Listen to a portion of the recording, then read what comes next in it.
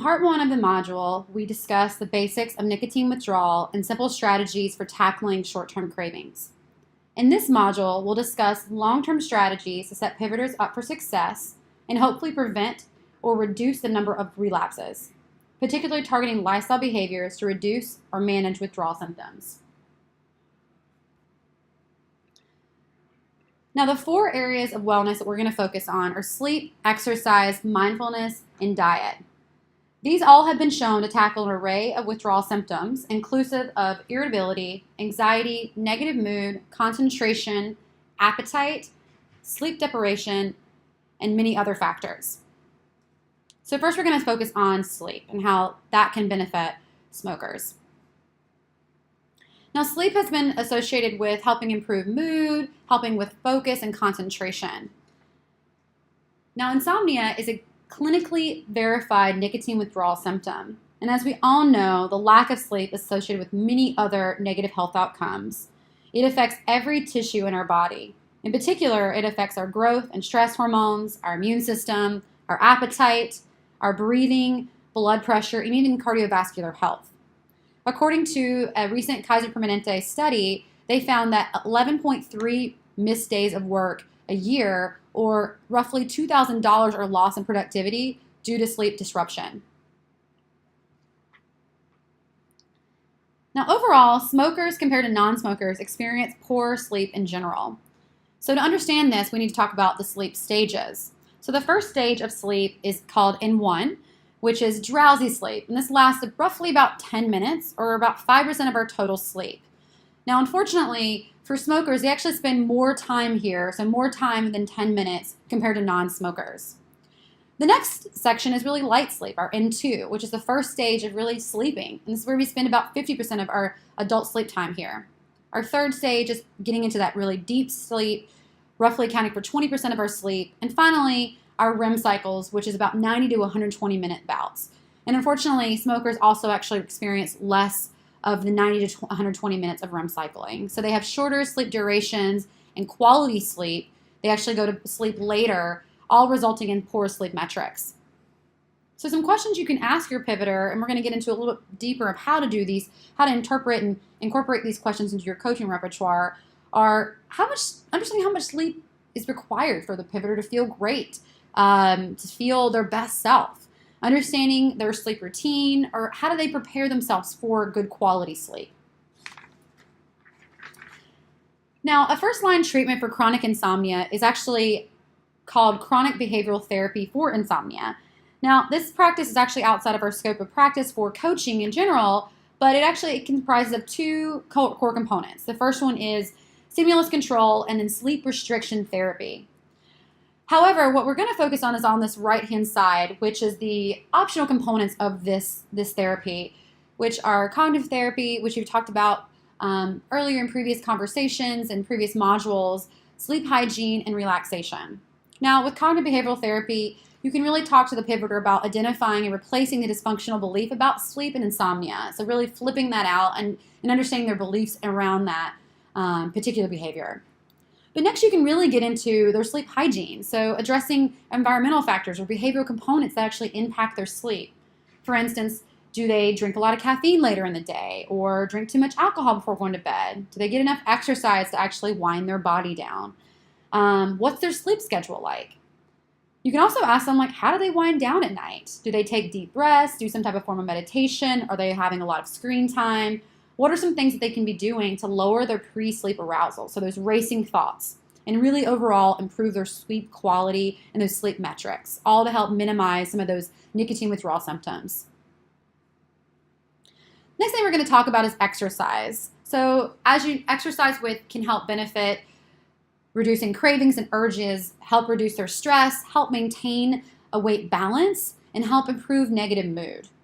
In recent studies, we found that withdrawal symptoms and cravings for cigarettes actually decreases during exercise up to a 50-minute time period. And as we all know, in general, exercise is great for our overall health as well. But for smokers, exercise actually can be very challenging and make it really hard to get fit. So 2 of the most important organs in our body are our heart and lungs. However, when we smoke, we harm our exercise tolerance, and our physical endurance in several ways, which we're going to discuss in a second. First, let's focus on the heart itself. So, you need a really healthy cardiovascular system to meet your body's energy demands during exercise. So when we exercise, blood vessels in our muscles dilate, and blood flows increases to boost our oxygen supply to those muscles.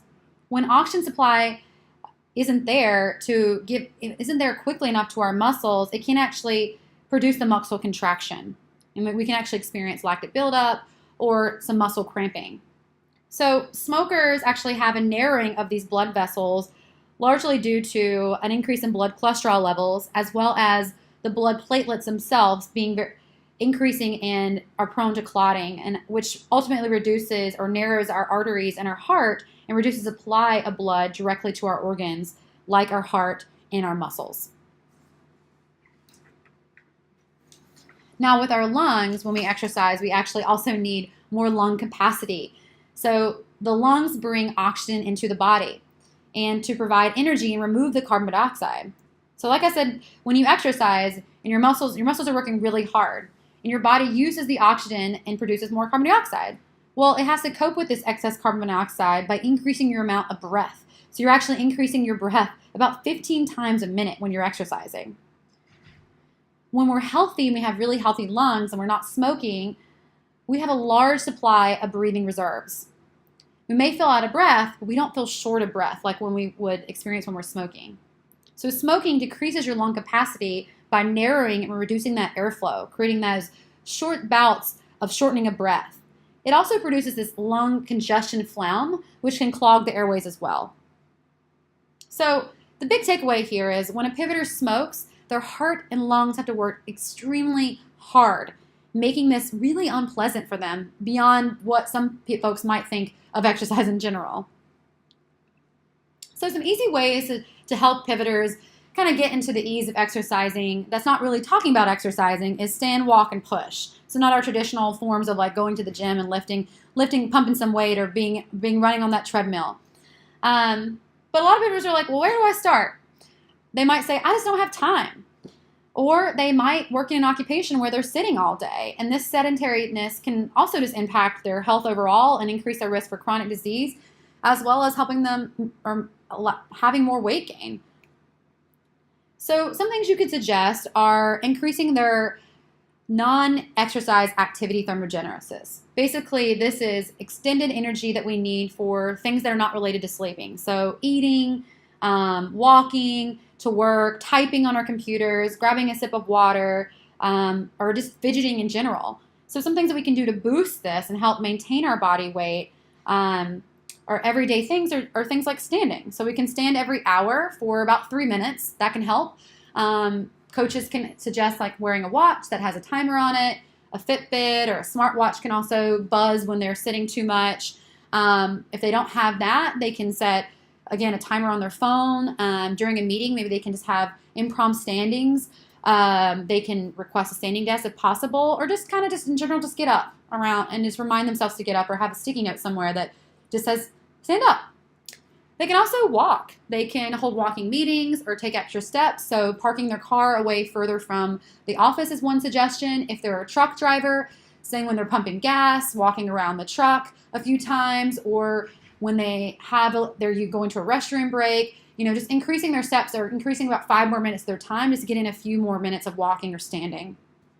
Or if they do have that time, scheduling a workout or doing something at their desk or doing a HIIT training, which is a really short, intense activity, high intensity, but a shorter duration of time.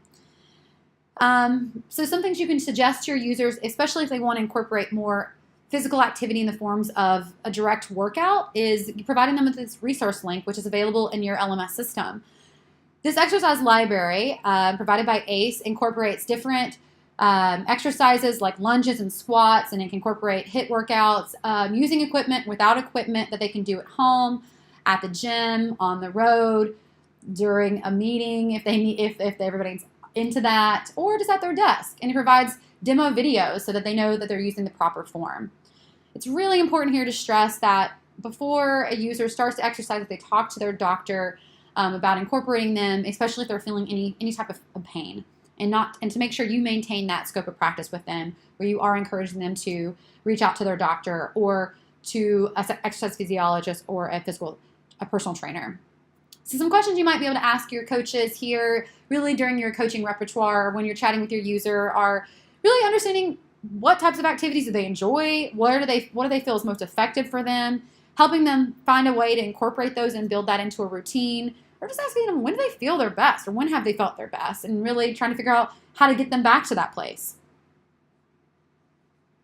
Now, the third thing we're going to discuss is mindfulness. And mindfulness, as you've learned in ACT and other platforms and modules throughout, this training can help with anxiety, negative moods, some cravings, help our concentration, as well as our focus.